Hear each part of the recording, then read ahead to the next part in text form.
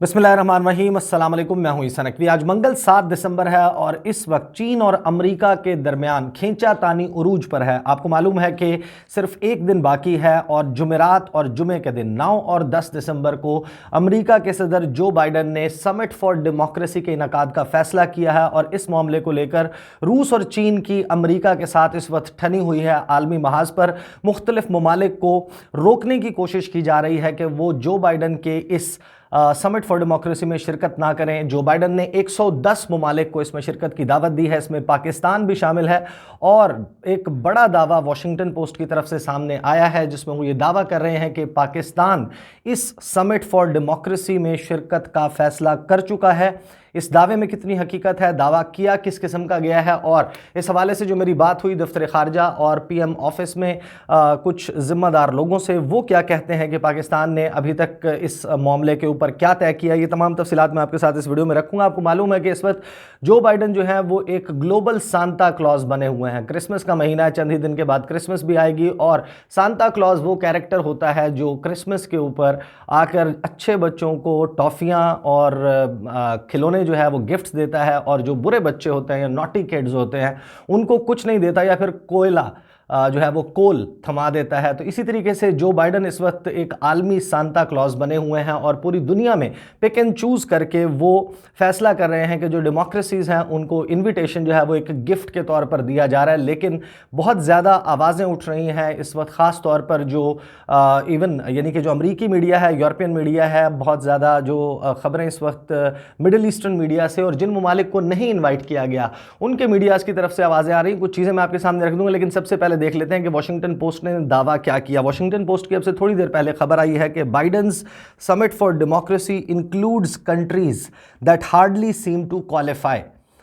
इस हेडलाइन में ये जो खबर लिखी गई है इसमें दावा जो है वो ज़ाहिर है कि ये किया गया है कि पाकिस्तान ने शिरकत का फ़ैसला किया है, लेकिन इसका जो पूरा स्टोरी का स्ट्रक्चर है वो ये साबित करने की कोशिश करता है कि बहुत सारे ममालिक जिनमें पाकिस्तान भी शामिल है कि उनको समिट फॉर डेमोक्रेसी में शिरकत के लिए दावत नहीं दी जानी चाहिए थी। उसमें इंडिया भी शामिल है कि इंडिया को भी नहीं बुलाना चाहिए था, पाकिस्तान को भी नहीं बुलाना चाहिए था और दीगर ममालिक, लेकिन जिसमें ब्राज़ील शामिल है, फ़िलिपींस शामिल है और दीगर ममालिक शामिल हैं, लेकिन इनको शिरकत की दावत दे दी गई अमेरिका की जानिब से। इसके ऊपर वॉशिंगटन पोस्ट लिखता है कि ऑन थर्सडे यानी कि जुमेरात 9 दिसंबर को Pakistan will join about 110 other countries at a 2-day summit for democracy convened by President Biden with the goal of rallying the nations of the world against the forces of authoritarianism।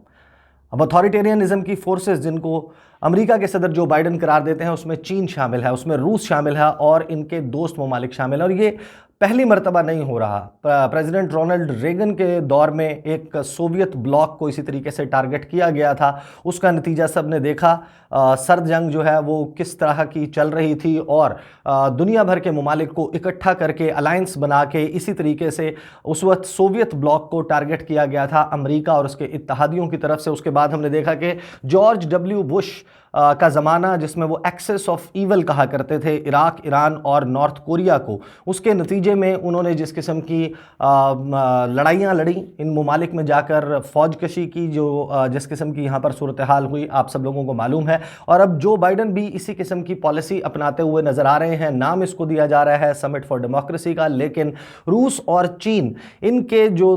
Think tanks हैं, intellectuals हैं, वो इसको एक ideological crusade करार दे रहे हैं कि ये एक सलीबी जंग है जो लॉन्च की गई है। और आपको मालूम है कि 11वीं और 12वीं सदी में सलीबी जंगें लड़ी गई थी जब क्रिश्चियंस ने मुसलमानों से इलाके लेने के लिए ये जंगें लड़ी, बड़े पैमाने पर फौज इकट्ठी करके लड़ाई की गई। सलीबी जंगों का जाहिर है कि आप लोगों को मालूम है, तो इसको करार दिया जा रहा है कि ये एक सलीबी जंग है। और इसमें अब दावा जो है वो वॉशिंगटन पोस्ट का ये है कि पाकिस्तान इसमें शिरकत करेगा। ऑब्वियसली चीन का और रूस का गुज़श्ता चंद रोज़ में आपको मैं सामने मुतअद्दिद वीडियोज़ में तज़किरा कर चुका हूँ कि किस तरीके से वो स्टैंस ले चुके हैं। रूस के वज़ीर ख़ारजा सरगई लावरोव हों या फिर चीन के वज़ीर ख़ारजा वैंग यी, उन्होंने मुतअद्दिद मौक़े पर और फिर इनका जिस तरह क्रेमलिन है जो हुकूमती तर्जुमान है रूस के, और इसी तरीके से जो चीन का दफ्तर ख़ारजा है उनके तर्जुमान ने मुतअद्दिद स्टेटमेंट्स दिए हैं, इस कॉन्फ्रेंस की खुलकर मुखालफत की है। एंड सो मच सो कि चीन ने एक वाइट पेपर जारी किया और इसी तरीके से जो एक चाइना के हवाले से और पूरे वर्ल्ड अफेयर्स के हवाले से मुख्तलिफ मामला मामलात के ऊपर, फॉरेन अफेयर्स के ऊपर काम करता है, एक थिंक टैंक वाशिंगटन बेस्ड है। उसने 10 सवाल अमेरिका के सामने रखे हैं कि क्या अमेरिका खुद डेमोक्रेसी को प्रैक्टिस करता है इन इट्स ट्रू सेंस। इसी तरीके से जो वाइट पेपर जारी किया चीन ने, उसमें उन्होंने कहा कि democracy, China has a democracy that works, कि हमारे यहाँ जमहूरियत का वो निज़ाम मौजूद है जिससे हम लोगों की फलाह बहबूद के लिए काम करते हैं, जबकि अमेरिका में सिर्फ एक सर्टन सेट ऑफ पीपल, अशराफिया के लिए जो है काम करती है हुकूमत, और इसको जमहूरियत का नाम दिया जाता है। तो इस किस्म की खींचातानी है। पाकिस्तान समेत मुख्तलिफ ममालिक को मैसेजेस एक तरीके से दे दिया गया है चीन और रूस की तरफ से कि कोशिश की जाए कि इस समिट में, इस सरबरा इजलास में पार्टिसिपेट ना किया जाए। अब 9 और 10 को वर्चुअली इसका इनकाद होगा और 1 साल के बाद फिजिकल इजलास होगा। इस 1 साल के दौरान जो इस 9 और 10 दिसंबर का सरबरा इजलास है, इसमें फैसले होंगे, मुख्तलिफ टास्क दिए जाएंगे, चाहे वो मनी लॉन्ड्रिंग के हवाले से हो, एंटी मनी लॉन्ड्रिंग के हवाले से, इसी तरीके से जो अथॉरिटेरियन इन्फ्लुएंस है, जिसको ये करार दे रहे हैं कि अथॉरिटेरियन इन्फ्लुएंस है चीन का और रूस का इन ममालिक पर, इसको कम करने के लिए, इनके इलेक्टोरल प्रोसेस के ऊपर चीन और रूस की मदाखलत ख़त्म करने के लिए, और इन ममालिक पर, इन दोनों ममालिक की जो शिरकत करेंगे उन ममालिक पर चीन और रूस का असर कम करने के लिए जो कोशिश है वो की जाएगी। ये ममालिक इनके हवाले से, अब जाहिर है कि जो हंगरी का रोल है उसके ऊपर मैं बाद में आऊँगा, पहले हम बात कर लेते हैं पाकिस्तान वाले मामले के ऊपर। यहीं आगे जो है वो वॉशिंगटन पोस्ट लिखता है कि in creating an invite list that seems to divide the world into good guys and bad guys, despite a strong denial by the White House of any such intent, the administration has prompted tensions and anger from various countries while highlighting that the globe is hardly binary. Some of the invitees have undisputed democratic credentials and some of those omitted are clearly authoritarian, but many countries fall into a murky area. ये जो है वो दावा है, और even Washington post जो है समेत जो वॉइस ऑफ अमेरिका है उसकी भी मैं रिपोर्ट देख रहा था, उन्होंने भी ये लिखा कि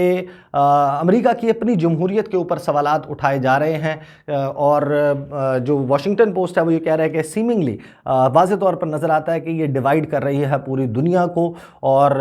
अमेरिका का ये जो अटैम्प्ट है इससे अगरचे सफाइयाँ दे रहा है स्टेट डिपार्टमेंट और जो अमेरिका के इस समिट के ऑर्गेनाइजर्स हैं वो, और वाइट हाउस के तर्जुमान जेन साकी इसके हवाले से वजाहतें देती नज़र आ रही हैं, लेकिन वाज़े तौर पर ये दुनिया को तकसीम की तरफ लेकर जा रहा है। अभी सारे मामले पर दफ्तर खारजा से और पीएम ऑफिस में मेरी बात हुई, उसके ऊपर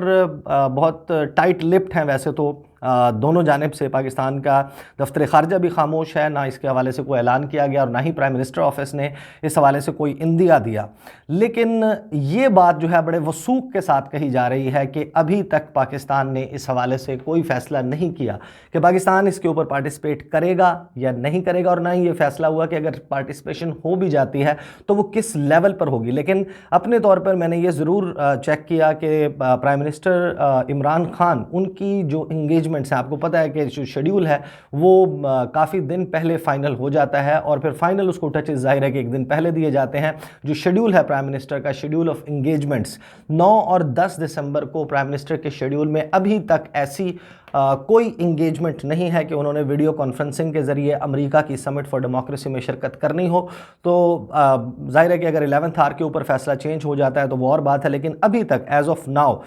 जब हम बात कर रहे हैं 7 दिसंबर को की शाम को, उस वक्त तक ये फैसला नहीं किया गया। साथ ही जो है वो ज़रा ये भी बताते हैं कि कल यानी कि बुध के दिन 8 दिसंबर को अर्ली मॉर्निंग इजलास होगा प्राइम मिनिस्टर की सदारत में, और वो कंसल्ट करेंगे दफ्तर खारजा के हुक्काम को और मोस्ट प्रोबेबली जो नेशनल सिक्योरिटी एडवाइज़र हैं डॉक्टर मोहित यूसुफ, उनके साथ और दीगर जो स्टेक होल्डर्स हैं उनके साथ कंसल्टेशंस की जाएंगी। क्योंकि अब ये भी बात हो रही है कि अमेरिका, और मुतादिद रिपोर्ट्स आई हैं इसके हवाले से, जो US ट्रेजरी डिपार्टमेंट है, जो अमरीकी महकमा ख़जाना है, वो सैंक्शंस लगाने का भी सोच रहा है। ये जो डेमोक्रेसी की समिट है, इससे पहले जिस तरीके से अमेरिका ने एक लिस्ट जो है वो एक स्ट्रेटजी लॉन्च की है मनी लॉन्ड्रिंग के हवाले से, उसमें कुछ सैंक्शंस तजवीज़ की गई हैं। इनका रुख दीगर ममालिक की तरफ मोड़ा जा सकता है जिनको ये कह सकते हैं कि ये लेस डेमोक्रेटिक हैं या डेमोक्रेटिक प्रैक्टिसेस फॉलो नहीं करते, उन पर पाबंदियों की तजावीज़ जो है वो अब सामने आ रही हैं। मैं अनवर इकबाल साहब की खबर देख रहा था जो डॉन में छपी, उन्होंने तो ये बाकायदा लिखा कि जैसे सैंक्शंस जो हैं वो लग जाएंगी। इसी तरीके से जो एक्सप्रेस ट्रिब्यून में कामरान यूसुफ ने खबर की है वो ये कहते हैं कि जिन ऑफिशियल से उनकी बात हुई उनके मुताबिक इस सारे मामले पर अगर पाकिस्तान शिरकत का फैसला करता है या नहीं करता तो दोनों सूरतों में सैंक्शंस वाला मामला नहीं है। बहरहाल ये चीज़ जो है वो अभी क्लियर नहीं है। पाकिस्तान के लिए इस वक्त एक मुश्किल डिसीजन है। वज़ीर-ए-आज़म इमरान खान, उनके हवाले से दो बातें तय हैं। एक तो अमेरिका के सदर जो बाइडन ने अपने कुर्सी सदारत संभालने के बाद से अब तक वज़ीर-ए-आज़म इमरान खान के साथ एक मरतबा भी टेलीफोन पर गुफ्तगू नहीं की। जो लेवल ऑफ इंगेजमेंट है पाकिस्तान का वो बहुत डाउनग्रेडेड है और इस लेवल को सामने रखते हुए अगर देखा जाए तो ये मुमकिन नज़र नहीं आता कि वज़ीर-ए-आज़म इमरान खान अपना पहला इंटरेक्शन अमेरिका की सदारत में होने वाले समिट फॉर डेमोक्रेसी में वो वहाँ पर शरीक होकर वर्चुअल हो चाहे वो, लेकिन वहाँ पर खिताब के ज़रिए वो अमरीकी सदर का दावतनामा कबूल करेंगे, ये मुमकिन नज़र नहीं आता। जब हमने देखा कि वेंडी शर्मन जो अमरीकी नायब वज़ीर ख़ारजा हैं वो पाकिस्तान के दौरे पर आई अक्टूबर के पहले हफ्ते में, वज़ीर-ए-आज़म इमरान खान ने न सिर्फ ये कि उनसे मुलाकात से इनकार किया बल्कि वज़ीर ख़ारजा शाह महमूद कुरैशी, जो अमूमन आपने तस्वीर में देखा होगा कि कोई भी फॉरेन डिग्नेटरी आता है उनके लेवल का या उनसे वन स्टेप लोअर भी आप बात कर लें, इवन तालिबान डेलीगेशन है वो उसको खुद दफ्तर ख़ारजा के दाखिली दरवाजे पर जो उनका साहबजादा याकूब खान ब्लॉक है उसके मरकज़ी दरवाजे पर रिसीव करते हैं। आपको याद होगा कि एक तस्वीर जिसका बहुत चर्चा हुआ था जिसमें उस वक्त के DGISI लेफ्टिनेंट जनरल फैज़ हमीद और वज़ीर ख़ारजा शाह महमूद कुरैशी, मुल्ला अब्दुल गनी बरादर और तालिबान के डेलीगेशन को रिसीव कर रहे थे। ये वो जगह है जहाँ पर हमेशा पाकिस्तान के वज़ीर ख़ारजा रिसीव करते हैं फ़ॉरेन डेलीगेट्स को। लेकिन जब वेंडी शर्मन आई तो उस वक्त जो एडिशनल सेक्रेटरी अमेरिकाज़ हैं जो अमेरिका डेस्क को देखते हैं दफ्तर ख़ारजा में, उनको भेजा गया कि आप उनको रिसीव करें। सिर्फ अकेले थे वो, उन्होंने रिसीव किया और थर्ड फ्लोर पर ले जाया गया वेंडी शर्मन को। वो वहाँ पर जो फ्लैग्स हैं उनके सामने फ़ोटो ऑप के लिए शाह महमूद कुरैशी ऑलरेडी मौजूद थे और वहाँ पर शाह महमूद कुरैशी ने उनके साथ इंटरेक्ट किया। तो that gives you the idea कि पाकिस्तान और अमेरिका के दरमियान जो डिप्लोमेटिक रिलेशनशिप है वो इस वक्त कोई बहुत ज़्यादा उसमें वार्मथ मौजूद नहीं है। बहरहाल पाकिस्तान जो है उसके लिए इस वक्त बहुत सारे लोग जो इस प्रोसेस में शामिल हैं और राय दे रहे हैं इस हवाले से कि क्या करना चाहिए। पाकिस्तान को एक मैसेज ऐसा भी देने की ज़रूरत है कि बैलेंसिंग होनी चाहिए टाइज़ की। मुकम्मल तौर पर चाइना के कैंप में पाकिस्तान खड़ा हो तो अमेरिका और उसका ब्लॉक और उसके इत्तहादी पाकिस्तान की आर्म ट्विस्टिंग कर सकते हैं, चाहे वो IMF का मामला हो, GSP+ स्टेटस का मामला हो, जो कि जो प्रेफरेंशियल एक्सेस है यूरोपियन मार्केट्स तक उसका मामला हो, फाइनेंशियल एक्शन टास्क फोर्स समेत जो दीगर आलमी फोरम्स हैं वहाँ पर पाकिस्तान को टफ टाइम दिया जा सकता है अमेरिका और उसके इत्तहादियों की तरफ से। तो पाकिस्तान को एक बैलेंसिंग एक्ट करना होगा। अब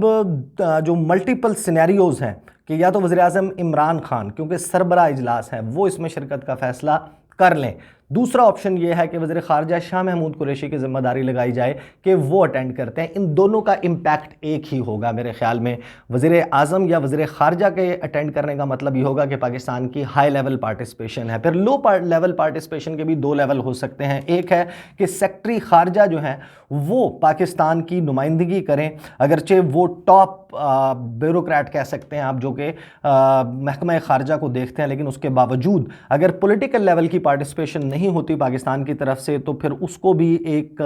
तरीके से एक कोल्ड शोल्डर समझा जाएगा कि पाकिस्तान ने जो है वो सर्द महरी का मुजाहरा किया है अमरीकी इस दावतनामे के जवाब में। इसी तरीके से जो अगर एडिशनल सेक्रेटरी अमेरिकाज़ की शिरकत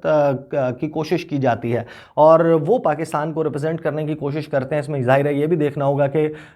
उनको वेलकम किया जाता है इस समिट में या नहीं। बोलने की इजाज़त तो दूर की बात है, उनको इजाज़त दी जाती है कि वो पार्टिसिपेट करें और फिर अगर वो पार्टिसिपेट करते हैं, इजाज़त भी मिल जाती है, तो I think that is the lowest level. इससे नीचे तो पॉसिबल ही नहीं है। लेकिन एडिशनल सेक्रेटरी अगर पाकिस्तान को रिप्रेजेंट करते हैं तो वो बाकायदा एक स्नब समझा जाएगा कि पाकिस्तान ने बिल्कुल ही सिर्फ खाना पूरी के लिए ये शिरकत का फ़ैसला कर लिया। बहरहाल जिस वो सिनेरियो चल रहा है, इवन द इकोनॉमिस्ट जो है उसकी हेडलाइन है जो Biden summit for democracy is not all that democratic. इसी तरीके से अल जज़ीरा जो है उसने लिखा कि China claims to have democracy that works ahead of Biden summit. Voice of America कहता है US to host summit for democracy amid questions about its own और इसी तरीके से आपको मालूम है, वीडियो बहुत ज़्यादा तवील हो गई, लेकिन दो चीज़ें बहुत अहम हैं इसमें। एक, जो हंगरी इस वक्त कर रहा है कि यूरोपीय यूनियन जो है, अगरचे यूरोपीय यूनियन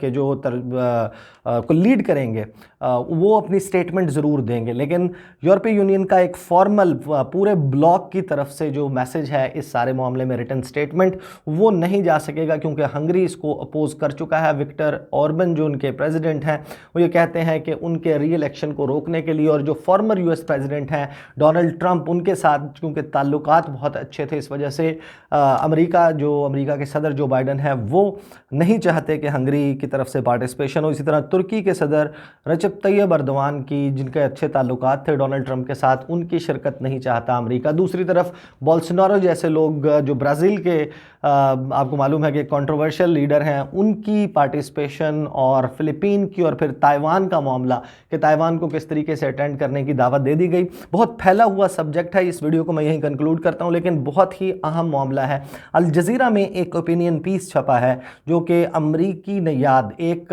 जो है वो मुसलमान है, एक हिंदू और एक क्रिश्चियन, यानी कि इन तीन मज़ाहिब से ताल्लुक़ रखने वाले तीन राइटर्स हैं, उन्होंने यक ज़बान होकर जो अमेरिका की जानिब से डबल स्टैंडर्ड्स रखे जा रहे हैं इंडिया के मामले पर, और इंडिया को जो शिरकत की दावत दी गई है उस पर क्या लिखा, और फिर जो आवाज़ पाकिस्तानी मीडिया से उठनी चाहिए थी या पाकिस्तान के ऑफिशियल्स की तरफ से उठनी चाहिए थी, वो हमें तेहरान से उठती हुई दिखाई दे रही है। प्रेस टीवी ने जो